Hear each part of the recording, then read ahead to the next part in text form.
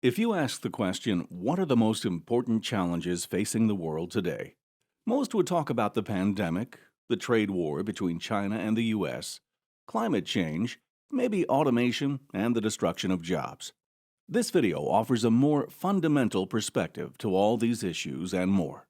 Whether you are looking to understand where economic growth will come from in the future, identify new sources of risk, or you're seeking to resolve the major challenges facing humanity, it helps to understand the underlying megatrend that is driving the developments of the 21st century, including those developments that may not have yet reached the news. In this introduction to the Four Waves approach, we hope to share a new and practical perspective on all these issues and more. Alexander Chikanoff developed the Four Waves approach to analyzing humanity's great transition from an agrarian to an urban industrialized society. Chikanoff was born in the Soviet Union. Following the collapse of the USSR and a visit by Chikanoff to the US in December 1992 to learn about stock markets, he spent the 1990s building Russia's stock market infrastructure from scratch. Then in 2002, Alexander began working on electricity sector reform. At the time, there was one national holding company in Russia for the production and supply of electricity to all of Russia's 72 regions. Alexander was made responsible for the process of unbundling this monopoly's assets. Within 3 years, Chikanoff became second in command at the group and responsible for privatizing these newly unbundled companies. He also became the chairman of the board of directors of 14 new electricity generation and 20 supply companies. Under his management, there were 1 million employees and $20 billion in annual revenue.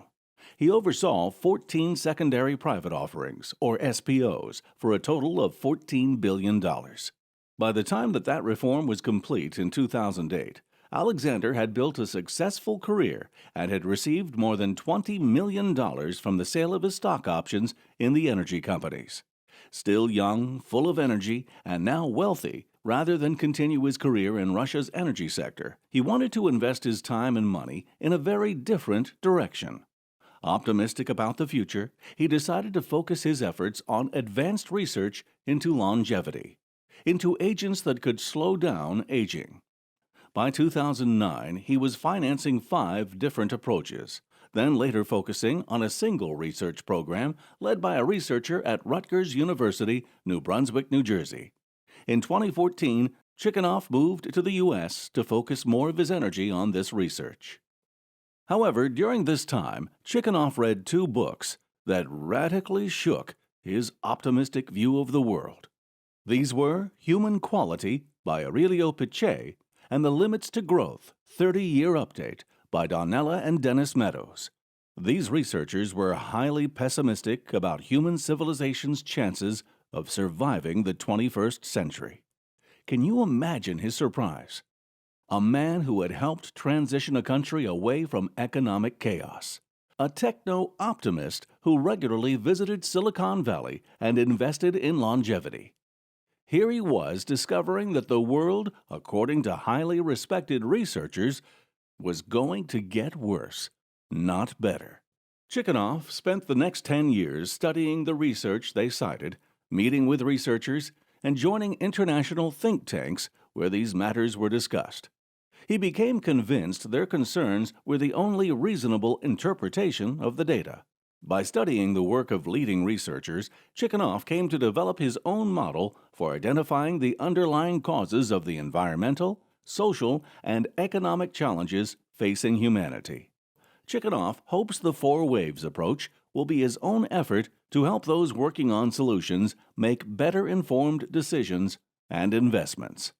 The Four Waves approach divides the world into 4 vastly different groups of countries or economies.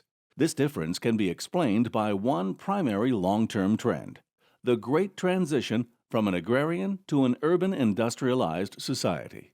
Usually, when we look at the world, we see where countries and societies are today and assume that things have always been this way. We assume that Europe and North America have always been rich and populous, and that China and India used to be wealthy and are merely returning to their natural state. We do not assume that all countries are in fact simply at one stage or another of a great transition from an agrarian to an urban industrialized society. We forget that just as the world's population grew by 4 billion in the 20th century, it is expected to grow by the same amount in the 21st century. We marvel at China's explosive growth as it moves almost a billion people from the countryside to cities in just 50 years. But we do not look at Africa or many other less developed regions of the world and see that they are simply at an earlier stage in the same development process that will see the equivalent of 3 new Chinas in the next 50 years. After 10,000 years of an agrarian-based society, the Great Transition to urban industrialized society began in the United Kingdom in the 18th century. The reasons why it began in Europe have been discussed and studied by many others, such as Jared Diamond. Regardless of the reasons, it spread throughout first-wave countries seen here on the map. This transition has many aspects to it. There was a population boom. There was an economic boom.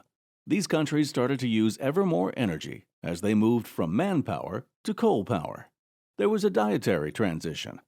Then, in the 1950s, the second-wave countries seen here began the same transition, followed by the third wave at the end of the 20th century. The fourth wave of the remaining countries has now begun. When we look at human development from a 300-year perspective, we start to understand that the Great Transition is taking place everywhere. It simply starts in some places later than others. We also start to see that all countries go through very similar and predictable stages in their development. Understanding this helps us understand the increasing pressure that society and the environment is facing.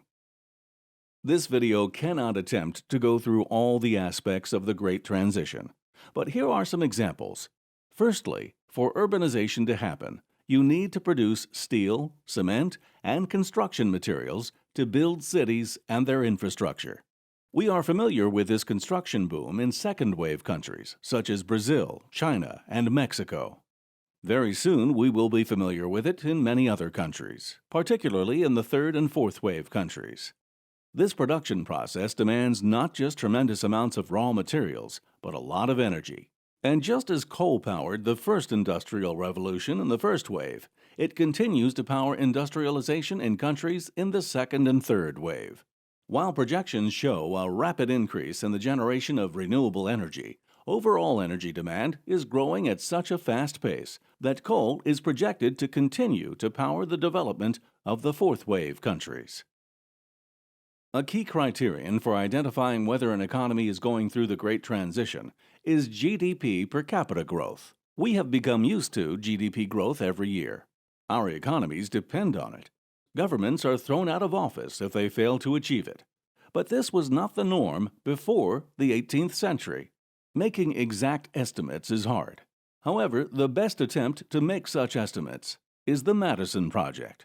It estimates that in the 2,000 years leading to the 18th century, GDP grew 0.01% per year and remained extremely low in all regions and all countries in the world. The Madison Project estimates global GDP per capita pre-18th century remained around $400 to $600 in today's figures.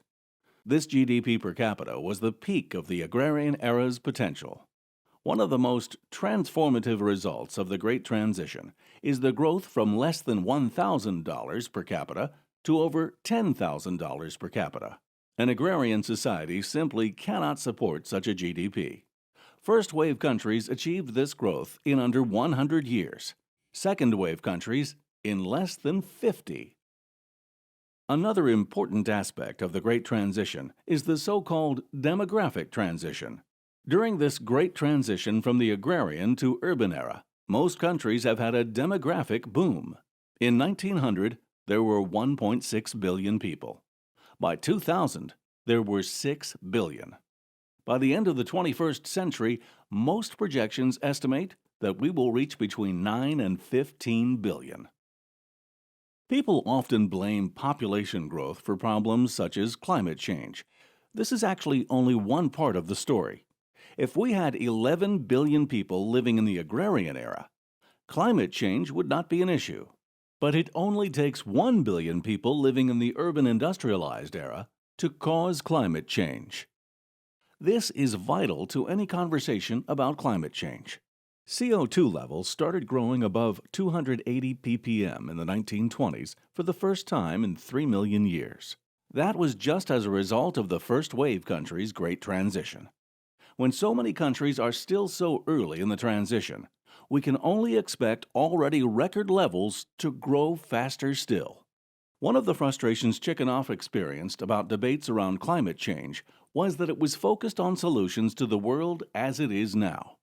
Instead, he argues far greater changes are needed to prepare for the world as it will be in 2100, a world with 9 billion urban dwellers. Moreover, we will be damaging far more than the climate along the way, including overusing fresh water and provoking mass extinctions. Levels of urbanization are another key indicator of what stage a country is at during the Great Transition. The Great Transition takes societies from 10% urban and 90% rural to the exact opposite. If we take China as an example, as of 2020, over 60% of its population live in urban areas, a dramatic increase from just under 20% 50 years earlier. China now has 15 cities with over 10 million inhabitants. The second wave country continues its Great Transition. This urbanization has far-ranging impacts on the economy, the environment, and society. Among other things, there is a direct link between GDP and urbanization. When people move from rural to urban areas, the result is more energy consumption, industrial and residential buildings built, and so on. Increased wealth allows them to buy more food like meat, milk, and vegetables, which they then store in refrigerators and eat on dishes that they then wash in dishwashers. All these steps are so natural because they mean progress for any family, for any person. Unfortunately, at the macro level, this creates major challenges for humanity. Today, China, like most second-wave countries, had a GDP per capita of $12,300 in 2016, but it started 50 years earlier with $1,400 per capita. GDP per capita figures hide the true scale of economic growth, because at the same time as increasing its GDP per capita 750%, it also more than tripled its population. And China's GDP per capita is still only around a third or less of the level of first-wave countries who have completed the Great Transition. Meanwhile, third-wave countries are only a sixth or less on the way to completing the Great Transition, and fourth-wave countries less than a tenth.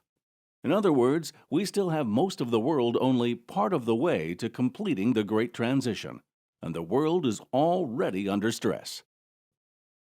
It is especially important to explain that Chikanoff is not suggesting that we prevent growth in one or another country.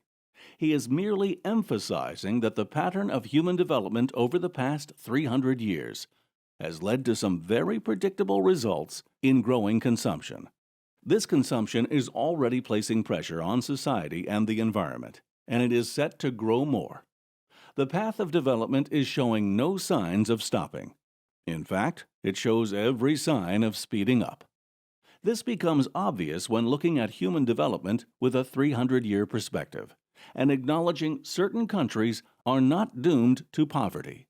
They are simply at an earlier stage in their development. Nor is there much doubt that the third and fourth wave economies will continue to grow. If we look to PricewaterhouseCoopers projections for 2050 in terms of GDP PPP, we can not only see China double its GDP PPP, but also the even faster growth of fourth-wave countries, such as Nigeria, which is close to tripling in the same time period. The Four Waves approach connects the many aspects of the Great Transition and shows how countries and societies across the world are all transitioning, though perhaps they are at different stages. In the following videos, we will show you in much more detail the different aspects of the Great Transition, from energy to demography to climate change and much more. We will also discuss whether technology can save humanity from catastrophe. and why it is so difficult for political leaders to take action. Thanks for listening, and we look forward to you continuing the course.